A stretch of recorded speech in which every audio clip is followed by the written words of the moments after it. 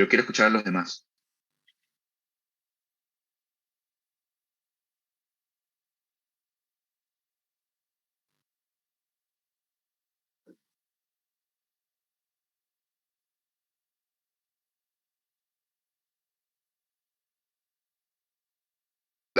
Ah,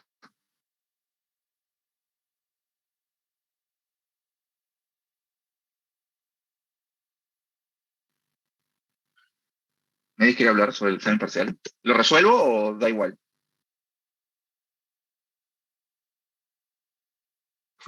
Sí, profesor, resuélvalo, por favor. Buen día.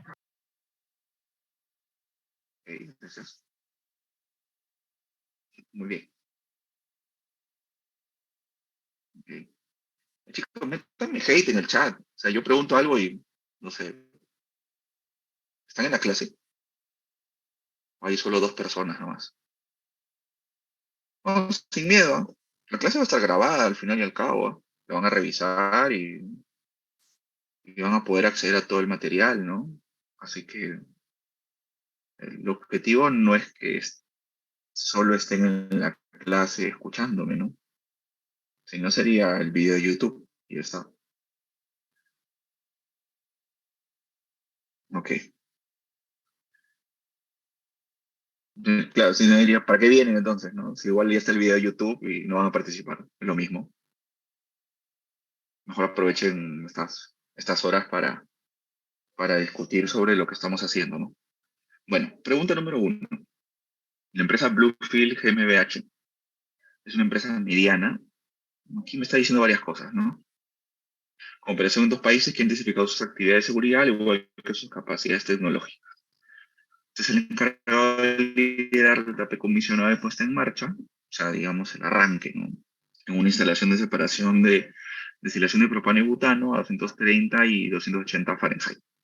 Su principal tarea es confirmar que todas las barreras de seguridad estén operativas para iniciar con el procesamiento. Mencione de forma resumida recomendaciones de cultura de seguridad al personal de puesta en marcha. Si nosotros estamos pasando de una transición que se estaba construyendo a una operación en la cual se va a arrancar una instalación industrial, ¿qué significa eso?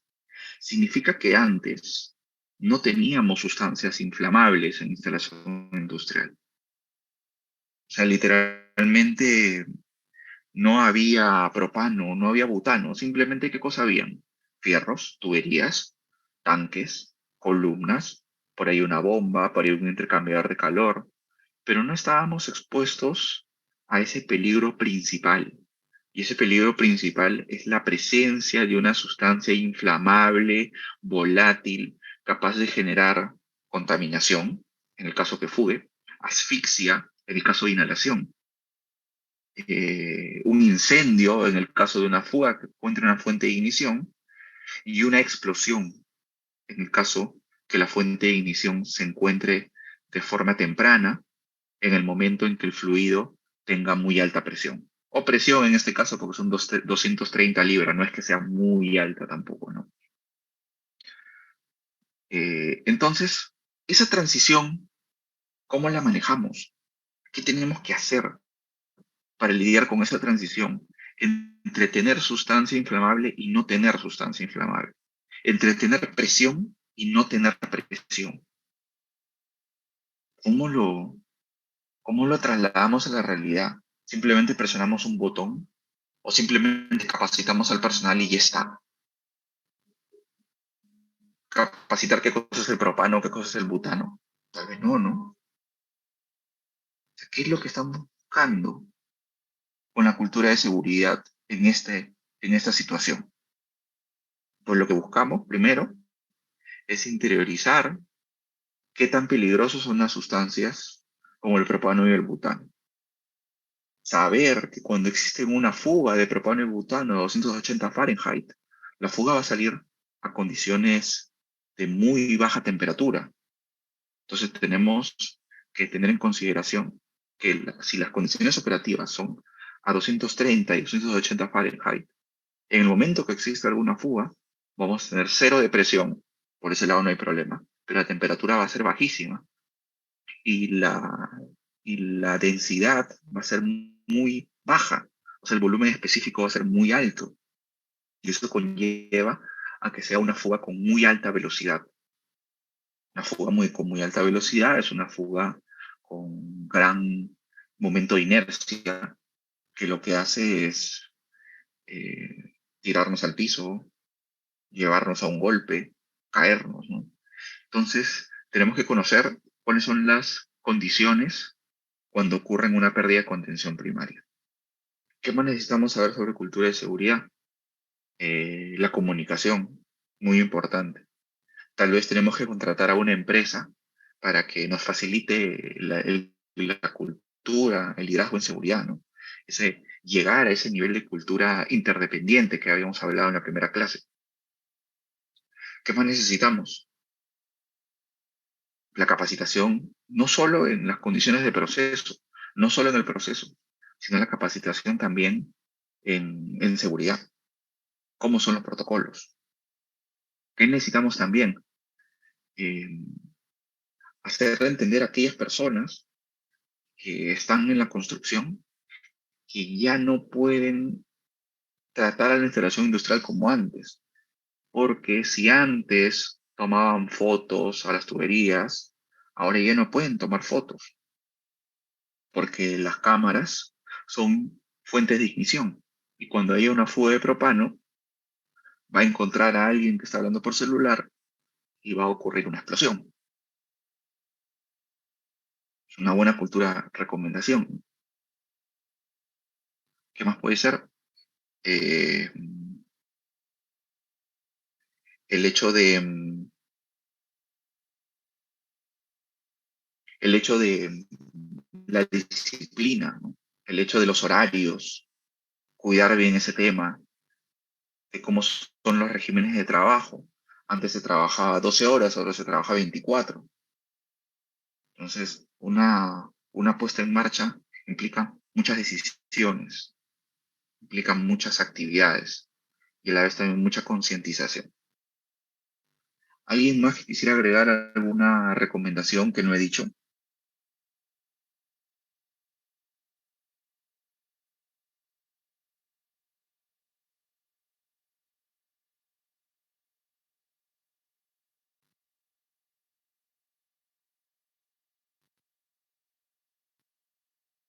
¿O todo está perfecto?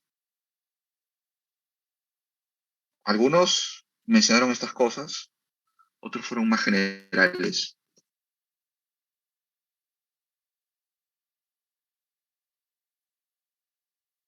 Perfecto. B. Lista información y documentación necesaria para la puesta en marcha. ¿Qué información necesitamos para la puesta en marcha? Primero, los procedimientos operativos.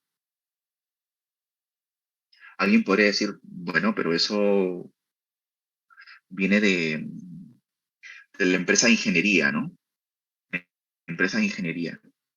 Sí, pero seamos más precisos. Una cosa es que una empresa haya construido una instalación industrial. Otra cosa es que una empresa haya diseñado una instalación industrial. Y la pregunta es, ¿y el que se va a quedar con todo esto tiene que ajustar la ingeniería, la construcción y todos los elementos de instalación industrial a su realidad, a la forma como realiza una operación? Entonces necesita generar documentación, generar procedimientos, generar estandarización de actividades, procedimientos operativos. ¿Qué necesita? Los planos de ingeniería de detalle, más conocidos como PNID, la matriz causa-efecto. ¿Qué más necesita? Los planos eléctricos. Acá Brian dice normas. Tú necesitas normas para hacer ingeniería, necesitas normas para hacer mantenimiento, pero para este caso en particular, ¿las normas serán relevantes? Las normas sirven para hacer los procedimientos y los procedimientos sirven para hacer la puesta en marcha. Pero la pregunta es, ¿son las normas en este momento eficaces para realizar la puesta en marcha? No son suficientes. O sea, tú te descargas un PDF de la ISO 14001, lo imprimes y se lo das a todos los trabajadores y ya están listos para la puesta en marcha. Pero la respuesta es no.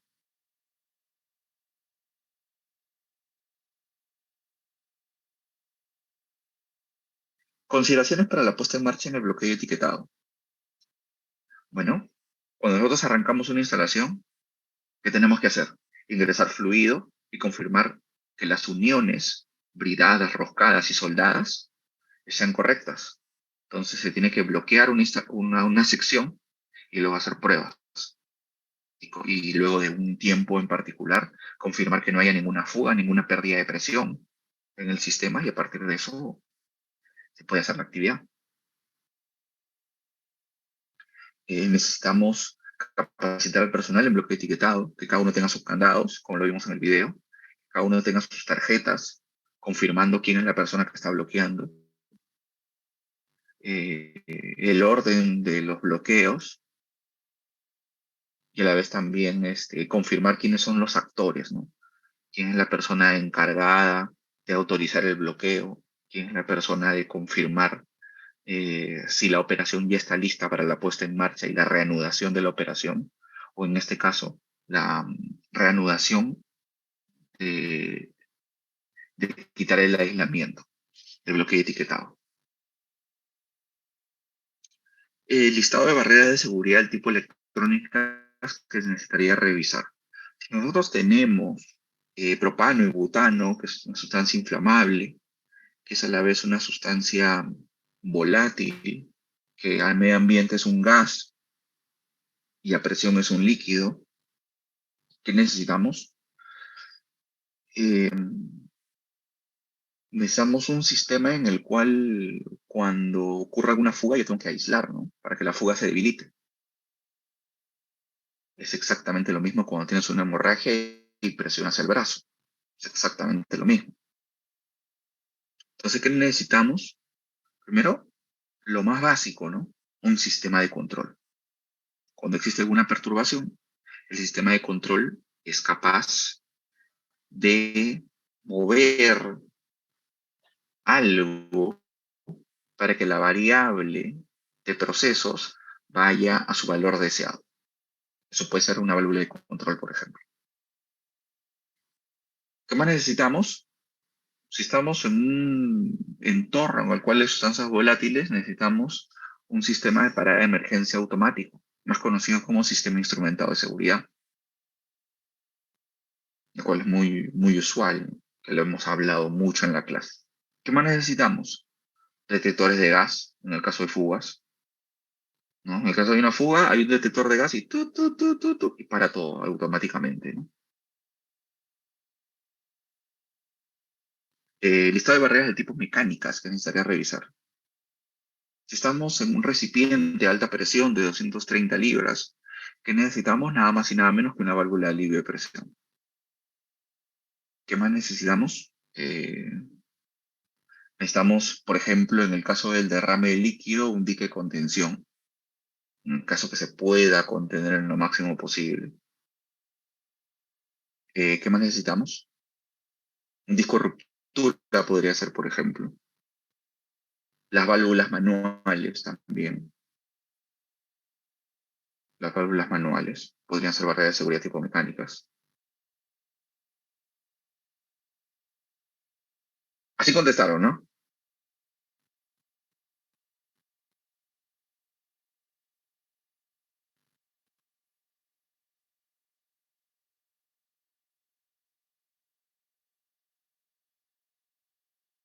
Chicos, pueden poner no también, ¿ah?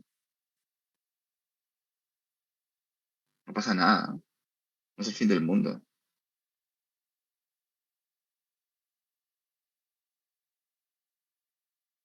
Ok, ok.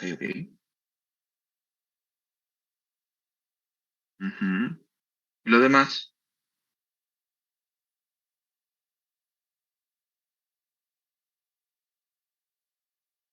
bien dice más o menos. Bueno, a ver, voy a ser bien sincero, tampoco es que le voy a pedir tanto esos detalles, ¿no? Pero sí algo relacionado a ello, ¿no? O sea, si en caso me han respondido el 80% de lo que les he dicho, ya la pregunta tiene 5 puntos, ¿no? Digamos, lo mío ya es añadir mucho más cosas para que lo tengan claro el día de hoy también, ¿no? No se vayan a asustar tampoco.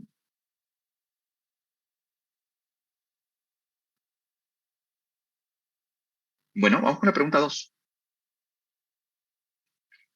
Pregunta qué procesos para realizar el calentamiento de un fluido se utiliza vapor sobrecalentado, como se indica en el diagrama PNID.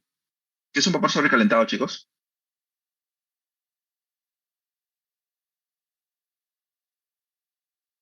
Termodinámica 1. ¿Qué es un vapor sobrecalentado?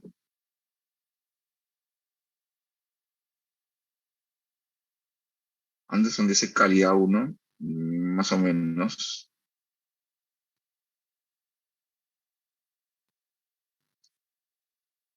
¿Qué es un vapor sobrecalentado? Hay vapores que tienen calidad 1, pero no son sobrecalentados.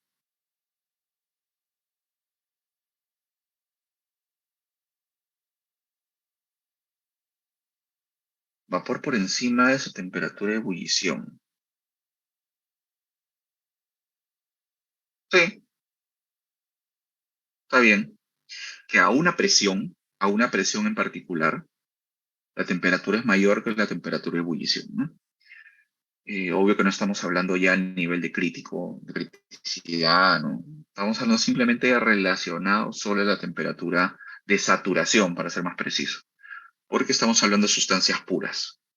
En el caso de sustancias puras, hablamos de solo una temperatura, ¿no? Que es la temperatura de saturación. En el caso de mezclas, hablamos de la temperatura, para una presión en particular, hablamos de la temperatura de rocío y temperatura de burbuja, ¿no? O burbuja y rocío, por ejemplo, preciso. Eh, entonces, nosotros tenemos vapor que ingresa por la izquierda y sale por aquí. ¿Eso qué quiere decir? Que no entra en contacto con el fluido, ¿no? No entra en contacto con el fluido, ¿no? O sea, entra el fluido por aquí y sale por acá, ¿no? No es un intercambiador de calor. Perdón, es un intercambiador de calor, no es un mezclador. No es que el vapor se mezcla con el fluido y sale solo una cosa. No, al contrario, salen dos cosas. Esto es un intercambiador de calor, puro y duro. Entra vapor y sale vapor, pero seguro saldrá vapor, pero con una calidad seguro, ¿no? Puede ser calidad cero, ¿no? Entra vapor sobrecalentado y sale saturado. Asumimos que sale saturado. No tendría por qué salir subenfriado, ¿no? No tendría sentido. Podría ser, ¿no? Mejor todavía, tal vez, pero no es muy eficiente. No es muy eficiente. Y luego tenemos el fluido que ingresa aquí y sale por acá. Es un intercambiador, así de simple, que calienta con vapor. Entonces dice, dibujar una función instrumental de seguridad para la protección de alta presión. Eh, Nos tenemos que proteger contra la alta presión ¿de qué? Por ejemplo, aquí entra el vapor. El vapor tiene una presión, por supuesto, y el vapor sale también por aquí. Pero ¿cuál es la presión que nosotros medimos acá? Primero, no hay ningún medidor de presión, ¿no? Desde ahí, desde ahí hay algo raro, ¿no? Desde ahí hay algo raro, que no hay un medidor de presión.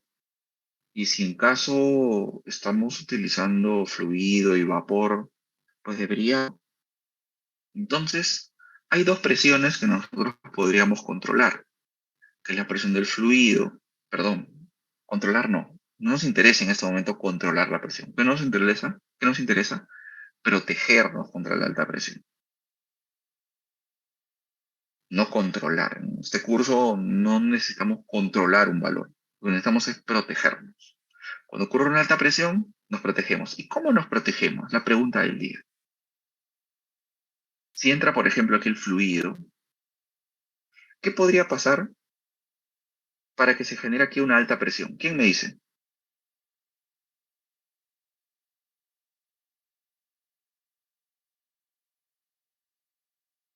Un evento para que la presión comience a aumentar. Hay muchos eventos para que esta presión aumente aquí en este recipiente, en la sección del fluido. ¿Quién me dice?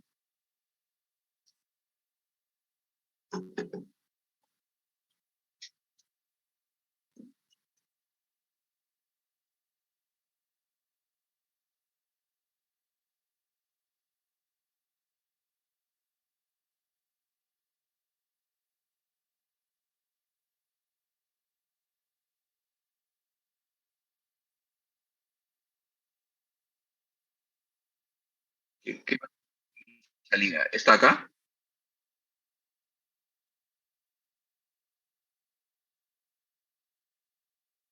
¿Cuál válvula de salida? ¿Está de abajo? Ajá. Ya. Que esta no esté funcionando correctamente, como que se quede cerrada, por así decirlo, o parcialmente cerrada, ¿no? Por ejemplo, entran 100 y salen 50. Entonces, ¿eso qué va a llevar? A que la presión aquí comience a subir, ¿no? Ajá, sí, está bien, tiene sentido. Muy bien, muy bien. Otro caso puede ser cuando acá haya mucho flujo, ¿no? Y aquí, esta válvula funcione bien, esté abierta al 100%, pero igual sigue entrando más de lo que sale. O sea, un descontrol del proceso antes de llegar al intercambiador de calor. ¿Qué otra cosa puede ocurrir? Esta válvula se cierra automáticamente, hubo un problema y se cierra. Entonces entra fluido y aumenta la presión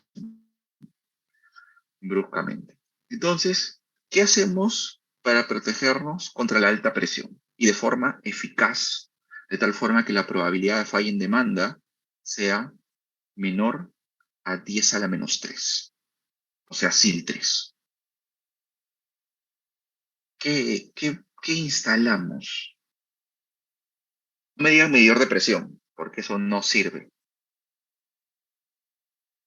Con medidor de presión, tú mides la presión, pero no te estás protegiendo contra la alta presión.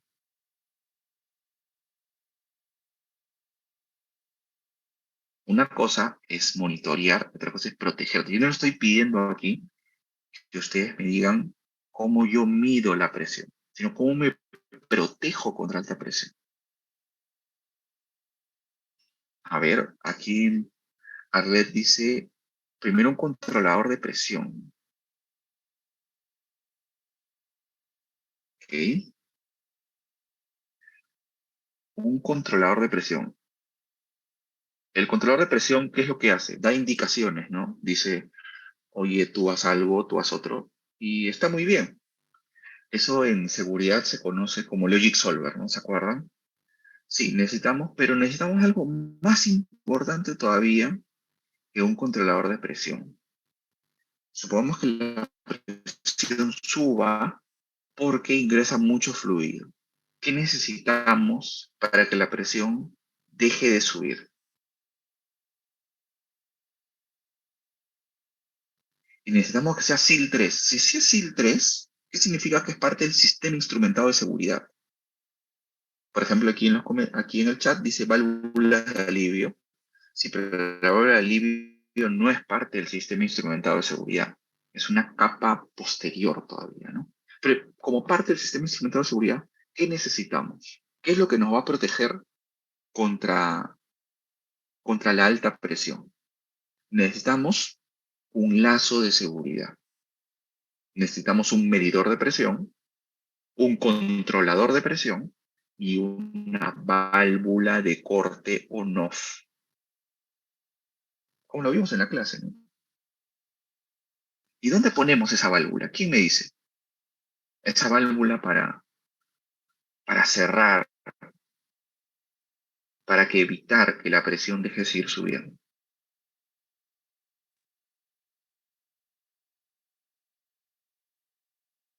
¿Dónde ponemos esa válvula? En la entrada. Perdón, voy a subir el volumen. Sí, dime. Se podría colocar en la entrada del Sí, fluido. muy bien, muy bien. Aquí, por ejemplo, dice en el chat entrada del vapor. Bueno, si queremos protegernos contra la alta presión del vapor, sería aquí, ¿no? Pero si queremos protegernos contra la alta presión del fluido, sería aquí. ¿Qué pasa si la pones a la salida? Si, por ejemplo, tú experimentas una alta presión y la válvula se cierra, la presión va a aumentar más, ¿no? Tiene que ser a la entrada, ¿no? Pero cuando tengas alta presión, cierras la válvula de entrada y la presión ya deja de subir o se mantiene, ¿no? Entonces es en la entrada, porque tú quieres proteger este recipiente, ¿no? Entonces necesitas acá conectar un medidor de presión, necesitas conectarlo eléctricamente a un controlador de presión llamado Logic Solver, y ese Logic Solver tiene que dar una salida a una válvula de corte en la entrada del fluido. Y de esa forma nos protegemos contra la alta presión. SIL 3, ¿qué significa? Que necesitamos alta confiabilidad. O sea, el medidor de presión no son uno, no son tres. Sistema de votación, 2 de 3. 2 out of 3. 2 o 3. Tres medidores aquí, conectados al tanque. Luego esos tres medidores se procesan y se calcula solo una variable. Y eso se envía al Logic Solver, y el Logic Solver envía la señal a la válvula de entrada, que siempre está abierta. Y cuando se detecta la alta presión, se cierra, se cierra. ¿Quedó claro esa parte?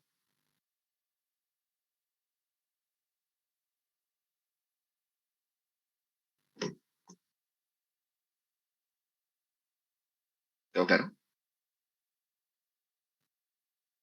¿Se entiende o estoy yendo muy rápido, muy avanzado?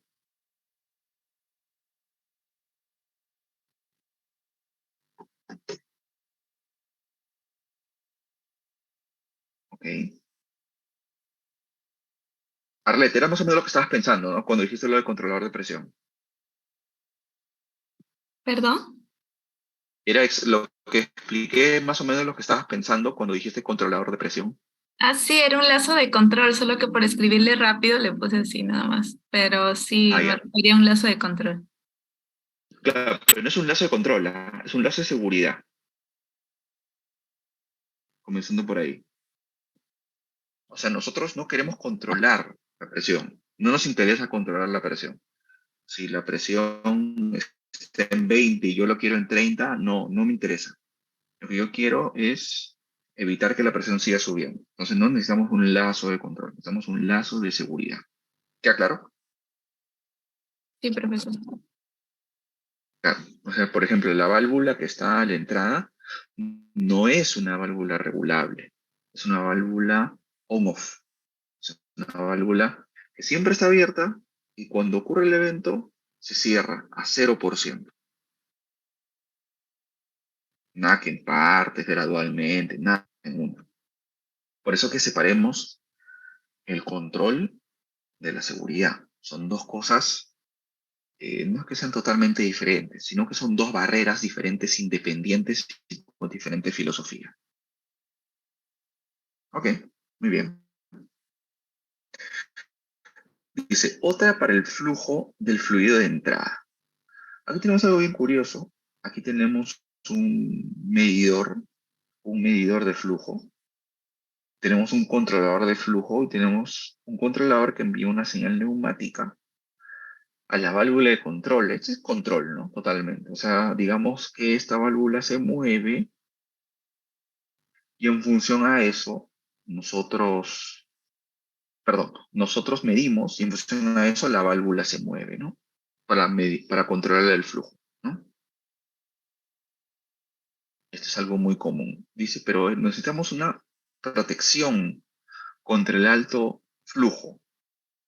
¿Algo de aquí servirá para protegernos contra el alto flujo? ¿Qué me dicen?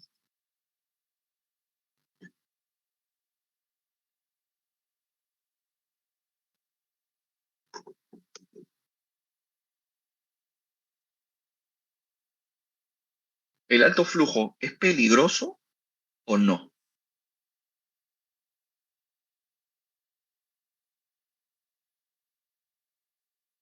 ¿Por qué necesitamos protegernos contra el alto flujo?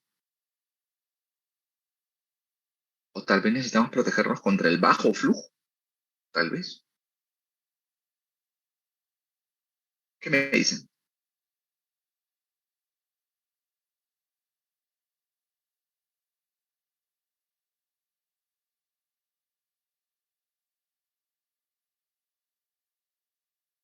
Algo de aquí servirá para protegernos contra el alto flujo. Un medidor de flujo, ¿no?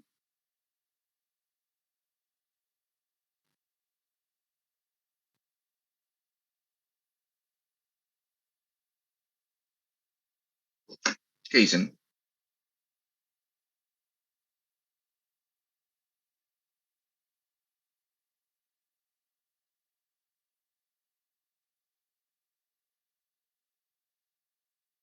Bueno, la respuesta es no. Nada de lo de aquí sirve. ¿Por qué? Primero, ¿qué necesitamos para protegernos contra el alto flujo? Necesitamos un medidor de flujo. Necesitamos un controlador que se llama Logic Solver, que recibe la información de la medición. Y luego necesitamos una válvula de corte para cortar el flujo de entrada. Esa válvula de corte es la misma que para la primera función instrumental de seguridad contra la alta presión. O sea, acá vamos a instalar una válvula y, y instalamos otro medidor, que puede ser uno al costado de este, otro medidor placa orificio, y que se envíe la señal a un Logic Solver diferente, y el Logic Solver envía la señal a la misma válvula que nosotros utilizamos para cerrar el flujo de entrada contra la alta presión. O sea, la misma válvula va a ser la protección contra la alta presión y a la vez contra el alto flujo, aquí en la entrada.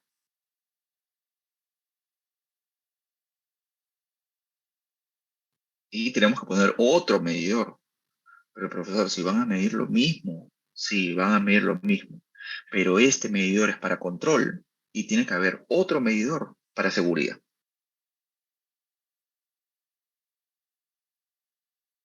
¿Se entiende? ¿Y por qué tienen que haber dos medidores? Porque tanto el control como la seguridad son capas de protección independientes. Una no depende de la otra. Si perdemos el control porque se malogró este medidor, no tenemos por qué perder seguridad. Y porque perdemos la seguridad cuando falle un cable o un controlador del lazo de seguridad, no tenemos por qué perder control. Son capas de protección independientes. Por eso que viene una, luego viene otra y luego viene otra. Pero si una se malogra, no quiere decir que la otra se tiene que malograr. ¿Quedó claro?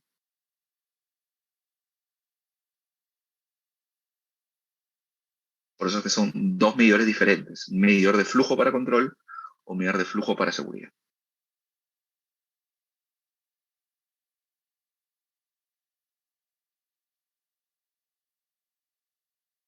¿Todo claro?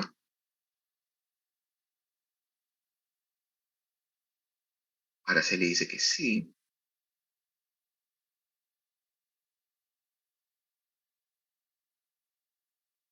Lilian dice que quedó claro. Muy bien. Y vamos con la última. Una protección mecánica contra la alta presión del recipiente. Bueno, una válvula de alivio. Entonces, de arriba, trazamos una línea a una válvula de alivio. Y ya está. Nada más. Este recipiente no tiene válvula de alivio, así que hay que ponerlo. Alguien ponía aquí válvulas aquí. Pero es que esta de acá es una sección inferior. Esto debe ser un drenaje, que normalmente seguro siempre está cerrado. Así que siempre las válvulas de alivio están en la parte de arriba.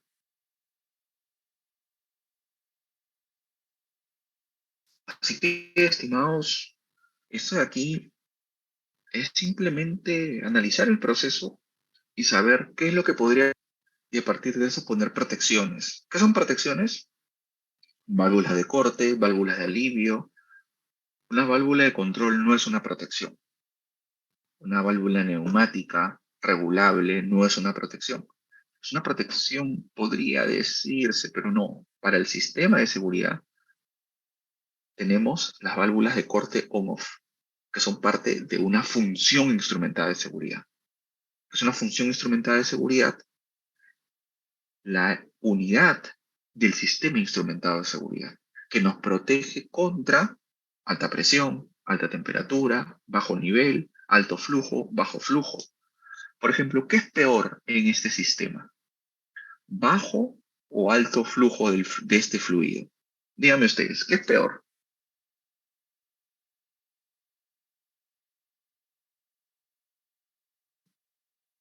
¿Qué pasa si tenemos alto flujo? ¿Qué podría pasar?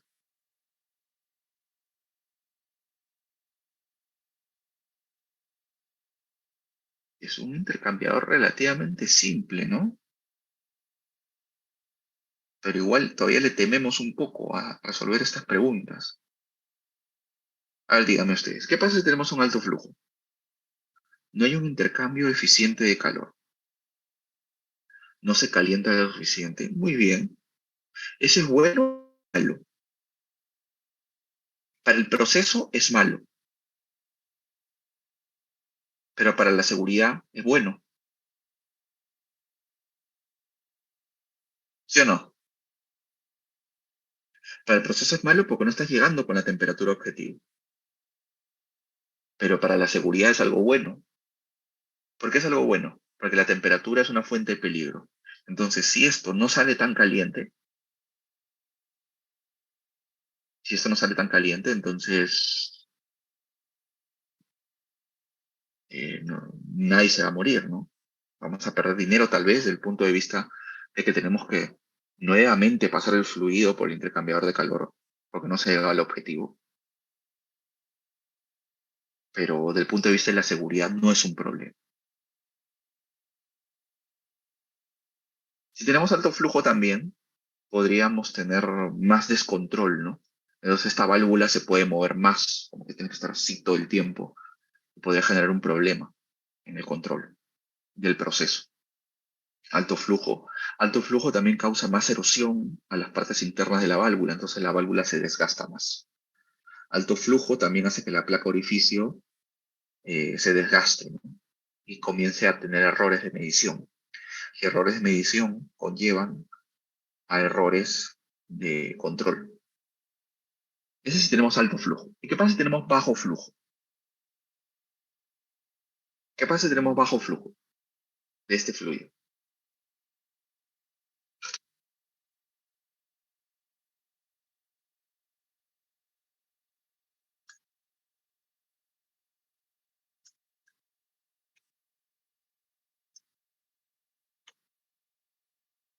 Alta temperatura de salida. Lo contrario, se sobrecalienta. Ese es un problema, ¿no? Ese es un problema. Entonces, frente a eso, ¿qué hace el sistema de control?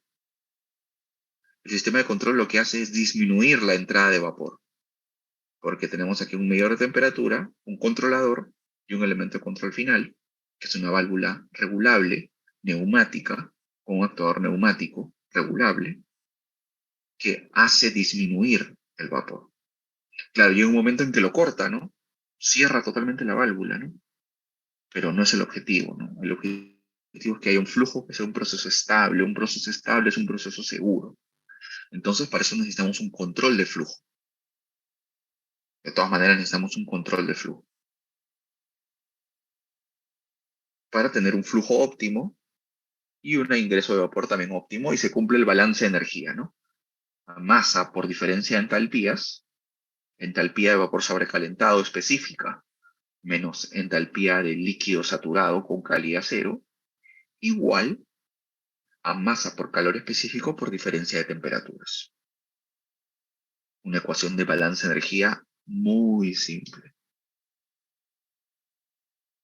que ustedes la conocen muy bien de intercambio de calor, ¿no? Es masa de vapor multiplicado por H del vapor sobrecalentado menos HF es igual a masa del fluido por calor específico por temperatura de entrada menos temperatura de salida. Entonces, si yo tengo mucha masa,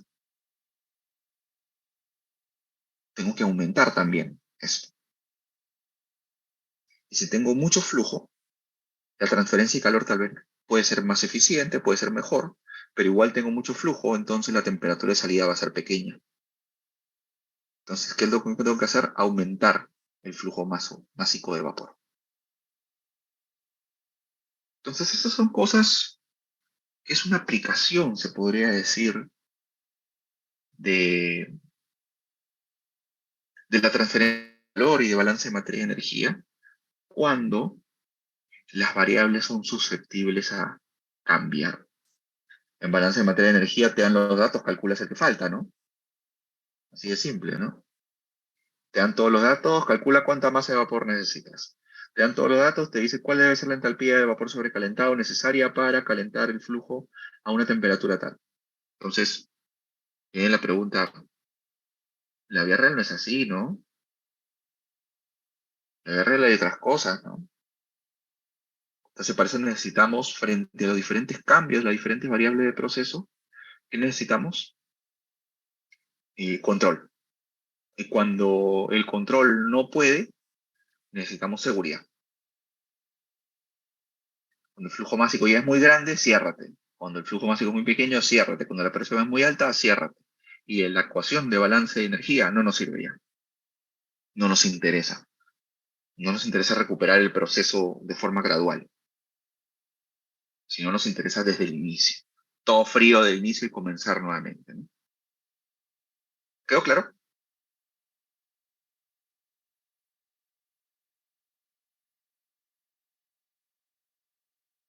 ¿Sí? ¿No? Araceli dice que sí. Anderson dice que sí. Perfecto. Cristian dice que sí. Bueno, sigamos. Sí, sigamos. Menciona tres barreras preventivas y tres barreras de mitigación efectiva que hubiesen sido necesarias para evitar y controlar el incidente T2 Laboratories. Detallar cada una de las 6 barreras y su relación con la catástrofe en mención, no se están respuestas generales. Cuando hablamos de T2 Laboratories, hablamos de la explosión que ocurrió en un reactor, producto de una reacción exotérmica descontrolada llamada Runaway, donde se estaba procesando eh, aditivo para gasolina, ¿no? Se estaba fabricando, se estaba manufacturando ese aditivo, ¿no? Entonces, ¿qué necesitábamos? Bajar la temperatura, ¿no? Y aliviar la presión. Las dos cosas. Y ahora la pregunta es, ¿cómo lo hacemos, caramba? Barreras preventivas. Instalar un sistema de refrigeración de backup, de respaldo. ¿Qué necesitamos? Un buen diseño, una adecuada transferencia de calor para enfriar.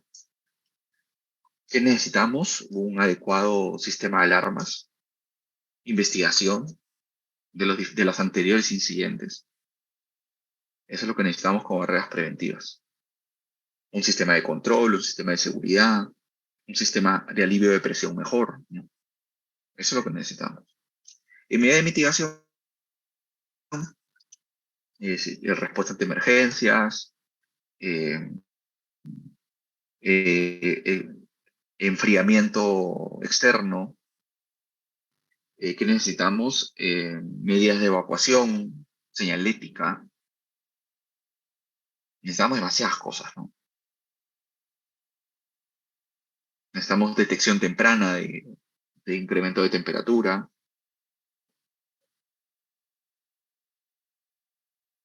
un sistema, un sistema de venteos más eficiente, capaz de liberar la fuga a un alto flujo, ¿no? O sea, si en caso se generaban 100, pero por el disco de ruptura, que era el dispositivo de alivio de presión, salían 50, pues la presión subía, subía, subía y subía, ¿no? ¿No? Entonces necesitamos muchas de esas cosas.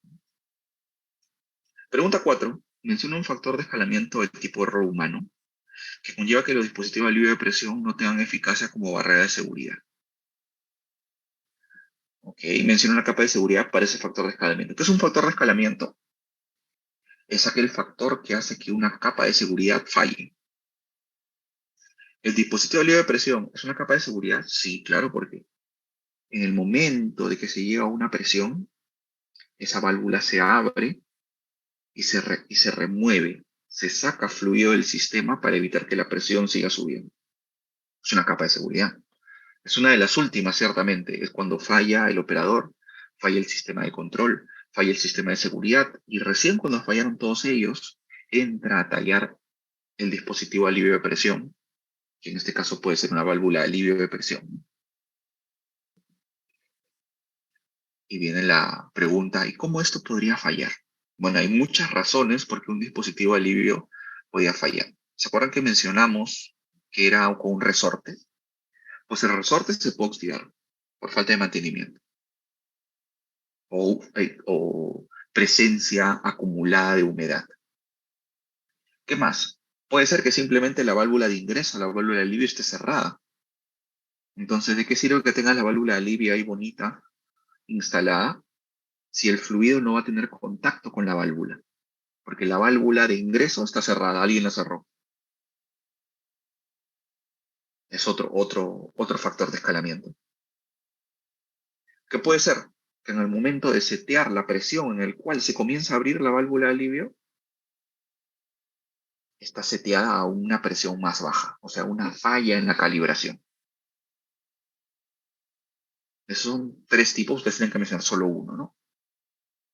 ¿Y cuál es una capa de seguridad para ese factor de escalamiento? Por ejemplo, un adecuado programa de mantenimiento de las válvulas de alivio de presión, una adecuada calibración. En el caso de que la válvula que esté bloqueada esté abierta, un adecuado procedimiento operativo de válvulas manuales.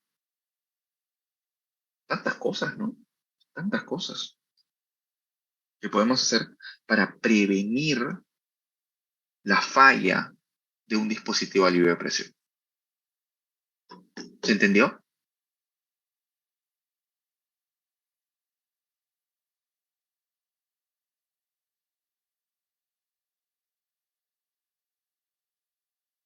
Víctor dice que sí.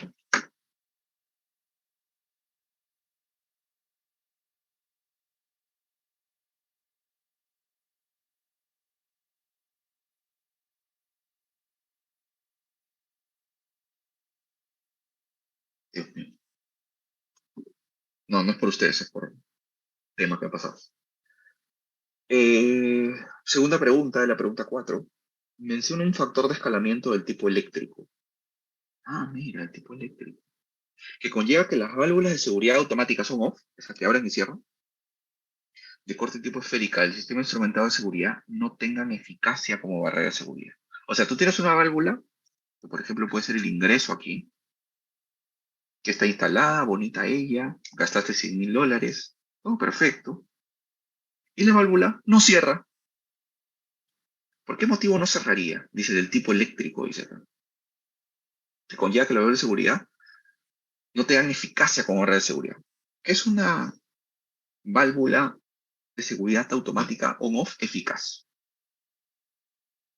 Es aquella que cuando se le necesite se cierra, cuando haya la alta presión se cierra, cuando hay el alto flujo se cierra, cuando hay el alto nivel se cierra. O sea, literalmente que funcione, ¿no?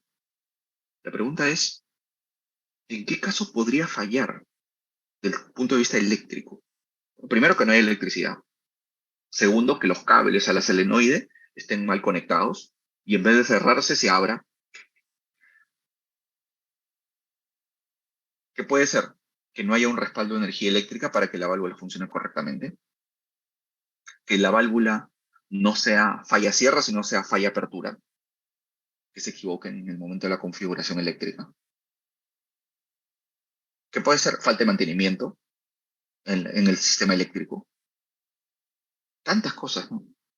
¿Y cuáles son las capas de seguridad frente a esos factores de escalamiento del tipo eléctrico?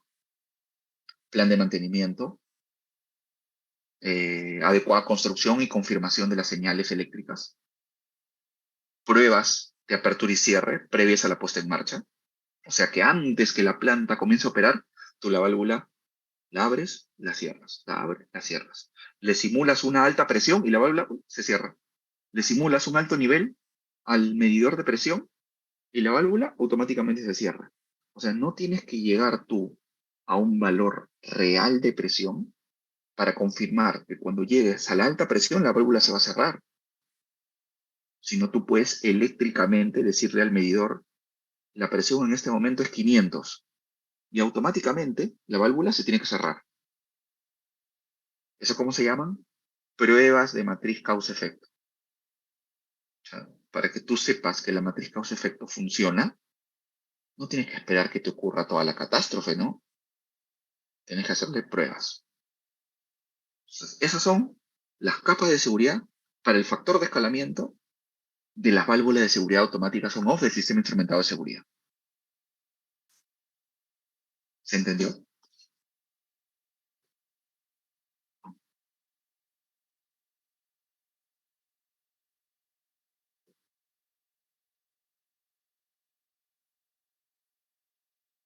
¿Se entendió? Estoy hablando muy rápido.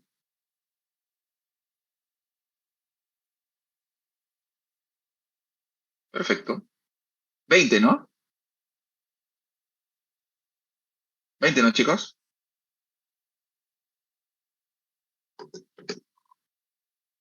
Casi, dice.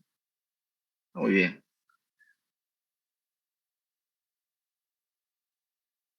Bueno, ahora vamos a comenzar con la clase del día de hoy.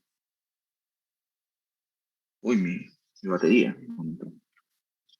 Me olvidé de conectar mi computadora.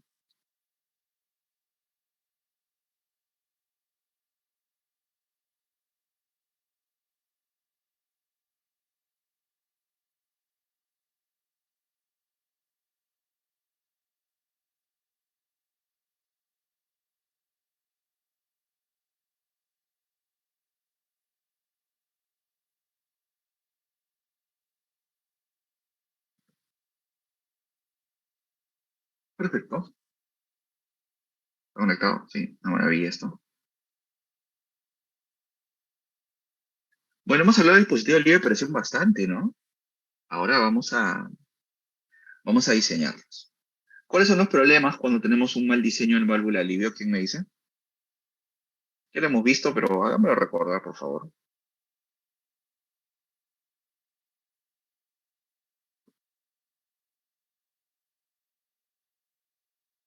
¿Cuál es el problema? Primero, comencemos del inicio, ¿no? ¿Para qué sirve una válvula de libre presión? ¿Quién me dice?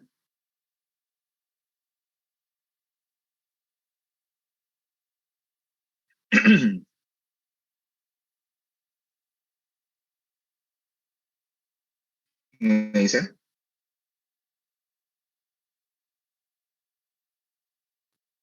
¿Para qué sirve una válvula de libre presión?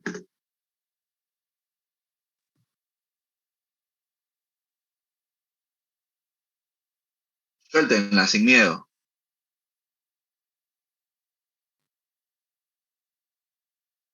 Dice protección. ¿Protección contra qué? Bueno, Anderson complementó ahí. Presiones excesivas. Eh, digamos que el término excesivo no es muy ingenieril, ¿ah? Porque está sujeto a diferente interpretación. Digamos, presiones muy altas. Hablamos de presiones objetivo, eh, presiones altas, presiones muy altas, presiones cercanas a la presión máxima de operación, presiones cercanas a la presión de ruptura. Cuando hablamos de rocas hablamos presión de fractura, pero no hablamos más adjetivos que no sean ellos. Pero gracias igual por la precisión. Nos protegemos, es para protegernos, ¿no? Pero ¿cómo nos protege, no? Entonces, ¿qué es lo que hace? Pues, remueve fluido del sistema, ¿no? ¿Qué es lo que pasó en T2 Laboratories? Que removía fluido, pero no lo suficiente, ¿no? ¿De qué sirve que remueva fluido si no remueve lo que yo necesito remover? ¿Y eso de qué depende? Del fluido de entrada. En un sistema batch depende de la generación de masa, ¿no? En este caso, o la generación de fluido. Bueno, generación de masa suena muy curioso. Es física 4, ¿no? Pero hablemos del ingreso de fluido, ¿no? El caso de un reactor es la cantidad de moles adicionales en masa, en gas, por ejemplo, ¿no? Que generan un aumento de presión. En el caso de un proceso continuo, el ingreso de masa tiene que ser igual al ingreso de salida, ¿no? Entonces, ¿cuál es el escenario en el cual nosotros tenemos que ponernos y decir, necesitamos un dispositivo de alivio de presión. ¿Cuál es el escenario, ese catastrófico, ese que nos lleva a decir cuál es el peor escenario para lo que tiene que estar listo mi dispositivo de alivio de presión? En el caso de T2 Laboratories, nunca se pusieron en el escenario de que iban a perder totalmente refrigeración, nunca se pusieron en el escenario que la presión iba a seguir subiendo y por lo tanto nunca se pusieron en el escenario del máximo flujo a través del dispositivo de alivio de presión y que ese dispositivo de presión tenía que estar listo para ello. Entonces, ¿ese escenario de qué depende? Del ingreso de fluido. En otras palabras, no es lo mismo un dispositivo de alivio de presión con un ingreso de 100 y un dispositivo de alivio de presión con un ingreso de 300. Como tampoco es lo mismo un dispositivo de alivio de presión con un ingreso de 500 o de 1000. En otras palabras, el ingreso del fluido va a depender el diseño del dispositivo de alivio de presión. Porque estamos asumiendo que hay ingreso, pero que no hay salida. Ese es el peor caso. Esa es la forma como se diseña el dispositivo de alivio de presión. Ese evento puede durar 1 segundo, puede durar 2 segundos, pero es lo que va a determinar si la instalación industrial va a explotar o no. Esos 2 segundos son mortales, en los cuales ingresa mucho fluido, no sale nada de fluido y la presión aumenta bruscamente. Entonces, frente a ese escenario, yo tengo que saber cuál es el ingreso del fluido y que no va a haber salida. En otras palabras, el dispositivo de alivio de presión depende de la capacidad de la planta. Si una planta procesa 30.000 barriles diarios, tiene que tener un dispositivo de alivio de presión para que los 30.000 barriles salgan por ahí. Si yo tengo una instalación industrial que procesa, por ejemplo, 500 metros cúbicos por hora, yo tengo que tener dispositivo de alivio de presión para que esos 500 metros cúbicos por hora del proceso se vayan todos a alivio de presión. O sea, literalmente, el sistema de alivio de presión depende directamente de la capacidad de procesamiento o de producción o de transporte de la instalación industrial.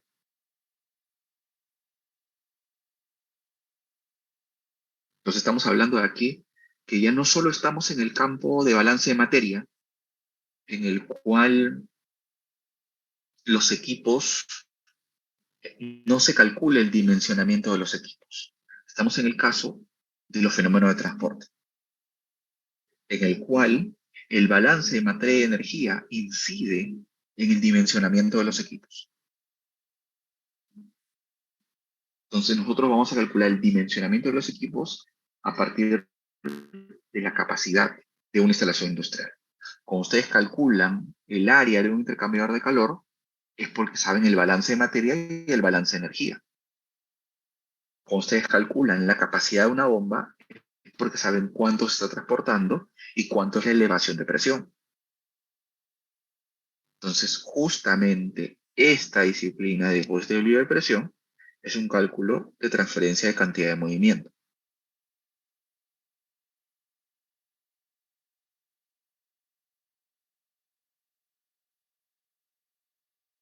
¿Qué vamos a hacer? Vamos a describir el funcionamiento de los dispositivos, tipos y aplicaciones del dispositivo de alivio y selección y dimensionamiento. Ah, mira, todo completo. Todo completo el día de hoy. Hoy va a ser, hoy ya nos vamos a divertir. Hoy ya nos vamos a divertir. Voy a comenzar con la introducción y luego nos vamos a un break para que un poco descansen, ¿no? De este tipo que está hablando acá, tontería y media, ¿no? Bueno, vamos a comenzar. Una válvula de seguridad. Vamos a hacer un zoom a una válvula de seguridad. Aquí tenemos. Acá tenemos un disco de ruptura al ingreso. Y luego tenemos el ingreso del fluido que ingresa por abajo y sale por la derecha. Ah, mira, qué interesante. Sale por la derecha. sea, ¿esto qué significa? Que entra una presión y algo se abre aquí. Algo se abre aquí. Y luego se va para la derecha. Eso algo que se abre no es nada más y nada menos que un balance de fuerzas. Un balance de fuerzas, así, puro y duro. Ingresa una presión.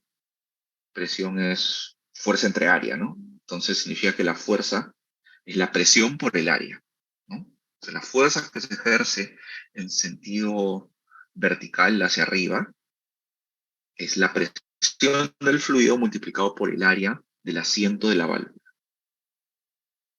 Entonces, en el momento que se ejerce esa fuerza, va a ser comparada contra una fuerza hacia abajo, acción-reacción, ¿no?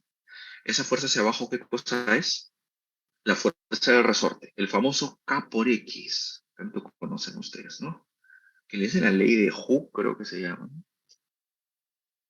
Entonces, luego el fluido le gana al resorte y es en el momento en el cual se comienza a abrir un orificio, se comienza a abrir la válvula de seguridad y se va todo para la derecha.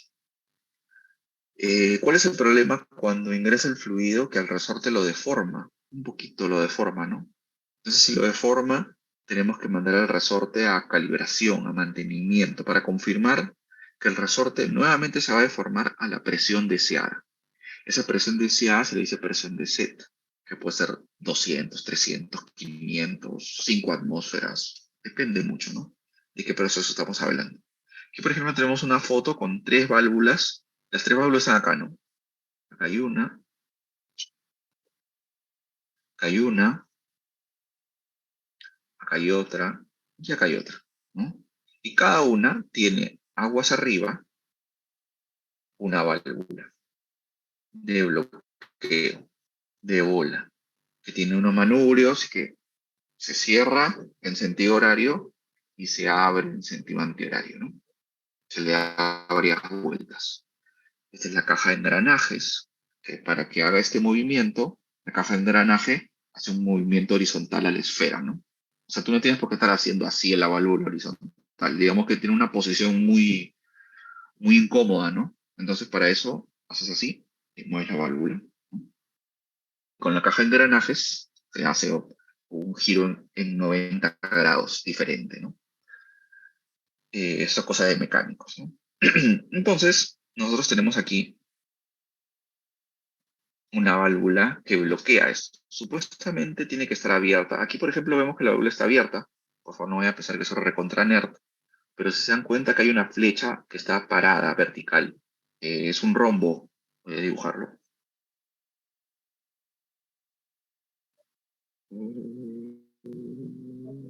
Este sí. Es un rombo así.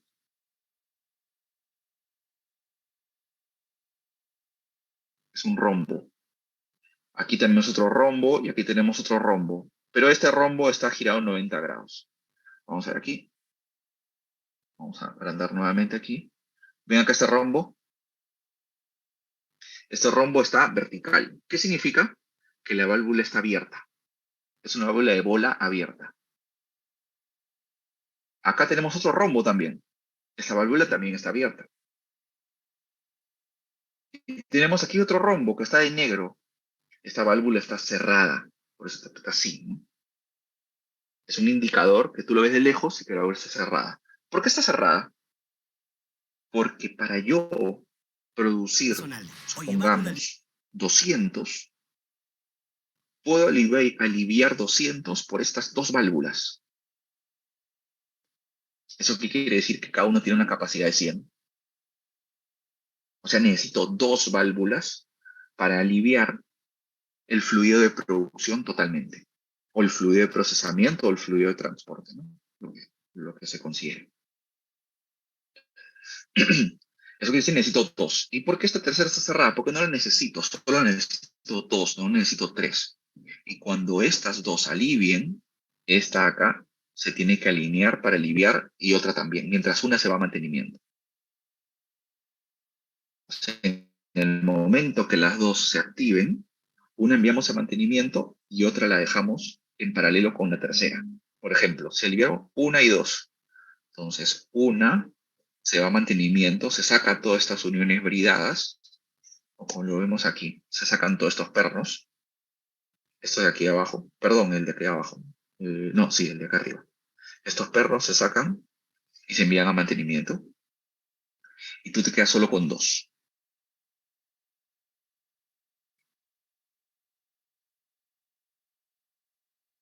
Y para que nadie las cierre, tenemos aquí un cintillo que está como verde. Vemos aquí verde. Aquí vemos un cintillo verde para que nadie se le ocurra cerrar esta válvula. Nadie se le ocurra cerrar esta válvula y nadie se le ocurra abrir esta válvula. O sea, se le ponen cintillos de plástico a propósito para que no las manipulen. ¿Y por qué? Porque ¿qué pasa si alguien cierra esta válvula? Solo se va a poder aliviar por la del medio. Pero la capacidad de alivio de esta válvula no es 200, sino solo 100. Entonces se va a abrir esta válvula, pero solo esta no va a ser posible de aliviar todo el fluido. Entonces es un problema catastrófico el hecho que exista mal alineamiento de las válvulas aguas arriba de la válvula de alivio de presión.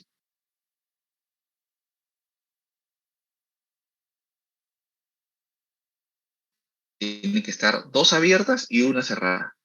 Porque si hay solo una abierta y dos cerradas, necesitamos aliviar 200 y la válvula no va a poder aliviar 200, solo una. Necesitamos dos. Entonces, el mal alineamiento de válvulas es un factor de escalamiento de los dispositivos de alivio de presión.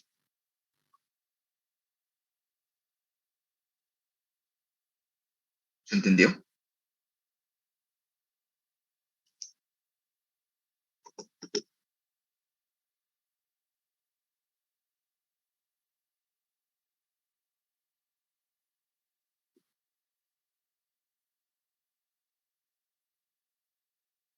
¿No se entendió?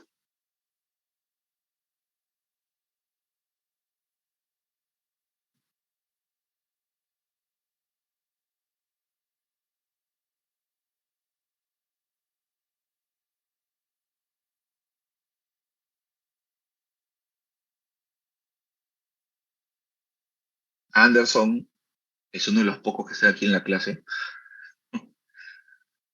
Siempre contesta, gracias. ¿Y los demás?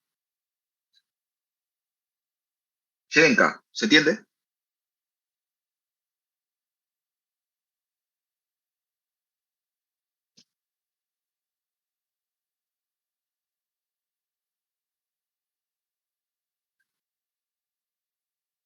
Creo que no está. Bueno, sigamos. Aquí voy a borrar esto.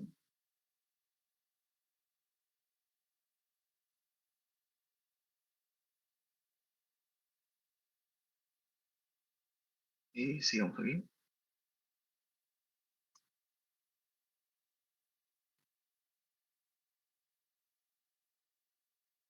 Sigamos por acá. Muy bien. ¿Qué tenemos acá? Las partes, ¿no? No vamos a hablar exactamente muy a detalle de las partes mecánicas que tiene la válvula de alivio. Por ejemplo, tenemos aquí una boquilla que es donde ingresa, muy bien. Un disco. Tenemos aquí como una especie de vástago. Tenemos el resorte, spring, ¿no? Y tenemos algo que ajusta la tensión del resorte. Eso quiere decir que nosotros podemos ajustar la deformación. O sea, por ejemplo, si esto es un balance de fuerzas y existe una fuerza hacia abajo que es K por X, nosotros no podemos cambiar el K, ¿no? Pero sí podemos cambiar el X. O sea, la deformación del resorte sí la podemos cambiar. Entonces, desde arriba hay una forma de cambiar la deformación, simplemente girando, ¿no? Giras y cambias la deformación. Entonces, si tú aprietas más el resorte, pues la fuerza del resorte hacia abajo va a ser mayor. Si tú alivias más el resorte, por así decirlo, o sea, le quitas deformación, o sea, lo giras en sentido antihorario, el resorte se va a expandir, ¿no? Y ese resorte va a generar menos fuerza hacia abajo. En otras palabras, si tú quieres que la presión de la válvula libre de presión se abra a un mayor valor de presión, tienes que deformar el resorte para que genere más fuerza. Si tú quieres que la válvula de alivio se abra en una presión menor, ¿qué es lo que tienes que hacer? Tienes que desajustar el resorte para que genere menos fuerza hacia abajo. K por X, ¿no? Literalmente K por X.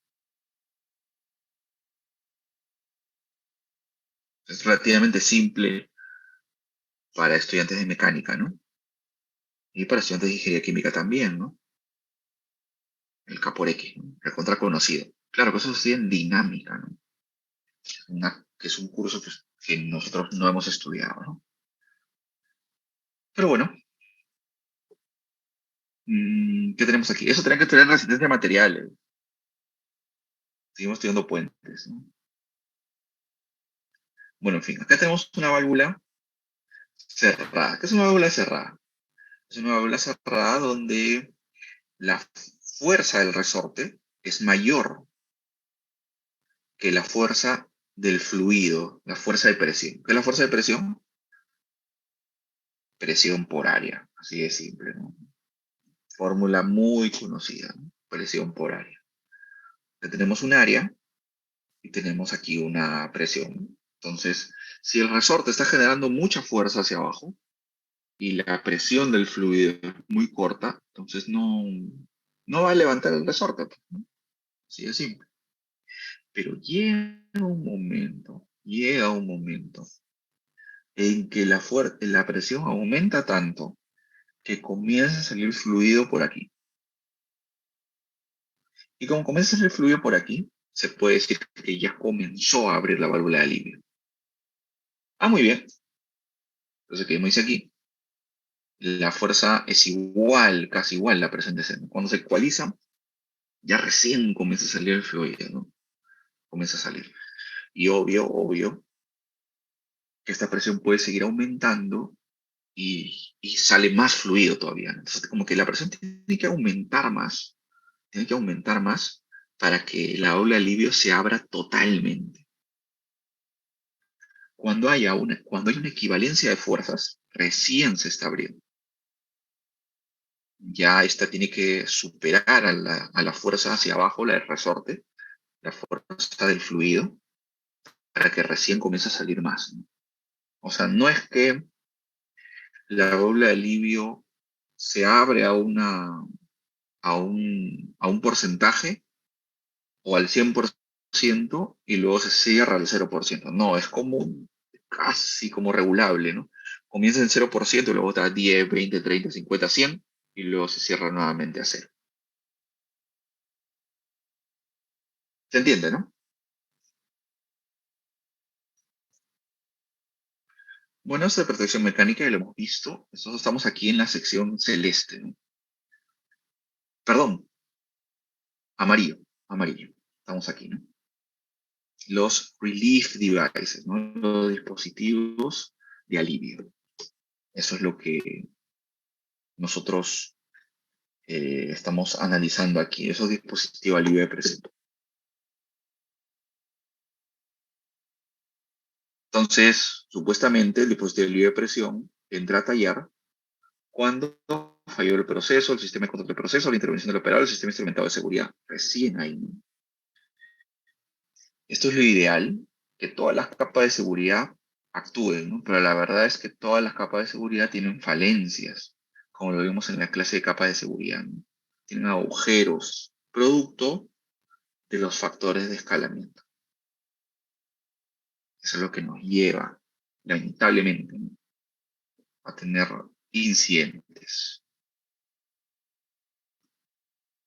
Acá tenemos el funcionamiento, ya lo he explicado, pero aquí lo vemos de nuevo. Tenemos una presión en el sistema menor a la fuerza del resorte, spring, ¿no? Resorte, ¿no? Luego tenemos, ya recién comienza a abrir, tenemos aquí una salida de fluido pequeñita, pero tenemos. Y cuando llegamos a la apertura máxima de la válvula de alivio, tenemos el flujo máximo también de la válvula de alivio, porque el área es el área máxima. Acá tenemos un área pequeñita todavía. Área, no me refiero del asiento, ¿no? Me refiero al área del agujero. Área del agujero, porque cuando calculamos la fuerza, es presión por esta área que está aquí. Pero cuando calculamos el flujo a través del agujero, es el agujero que tenemos aquí, ¿no? Entonces aquí sale poquito flujo y aquí sale mucho flujo, más bien el flujo máximo, porque esto de aquí tiene un tope. No es que el resorte va a seguir, va a seguir, va a seguir subiendo, ¿no? No, tiene un tope. Y esa es el área máxima en la válvula de alivio de presión. Y esa área máxima es el área de diseño, ciertamente. O sea, es el flujo máximo de la válvula de alivio a través del agujero que se forma, producto del balance y diferencia de presiones que existe entre el resorte y la presión del fluido del proceso. Entonces, nosotros vamos a diseñar, en este caso, el caso C. Este caso es muy difícil de manejar, calcular, diseñar, ¿no? Lo que tenemos que saber solo es el balance de presiones, nada más. Que la presión es igual, la presión de set del fluido es igual a la presión del resorte. Eso es lo que nos interesa en ese momento, la equivalencia de presiones. Pero ya cuando estamos en este caso, lo que nos interesa es sacar la mayor cantidad de flujo posible. Entonces nos interesa saber esta área.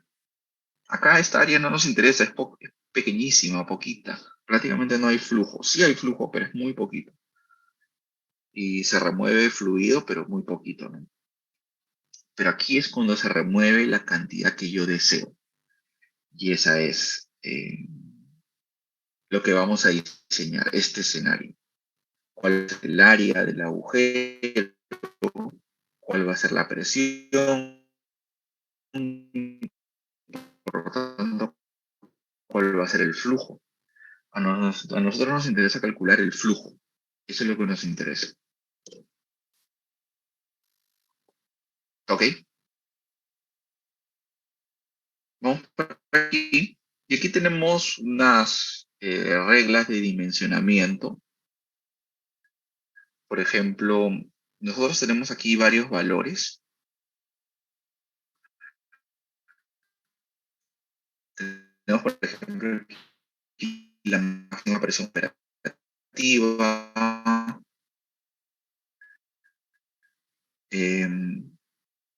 Ese término es muy conocido, MAW, Maximum Global Working Pressure, que es la presión de trabajo máxima permitida o disponible, podría decirse también.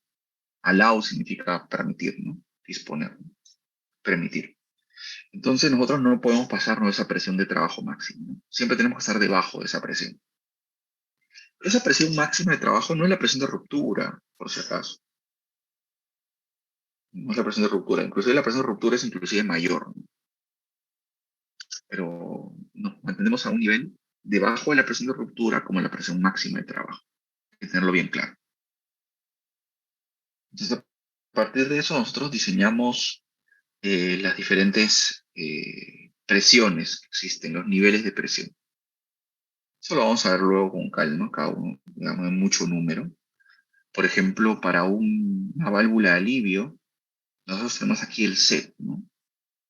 El set es de 100. El recito ahora les explico. Tenemos una prueba de fugas, ¿no? Para confirmar que no hay ningún problema. O sea, nosotros le damos una presión porque ya se sabe que a esa presión de 90 no va a haber ninguna fuga a través de la válvula de alivio. Y esta presión es la presión en la cual recién se va a comenzar a abrir.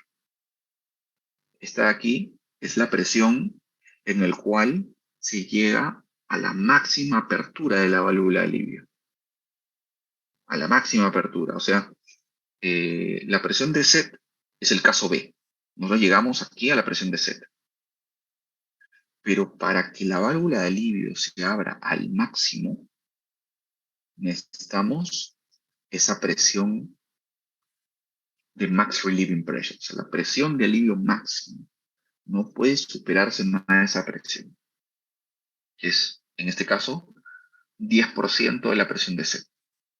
Pero cuando hablamos de válvulas de alivio de presión en las cuales podrían estar sujetas a fuego, o sea, a sustancias inflamables que puedan generar una explosión o un fuego, el max relieving set pressure es 21% del set pressure.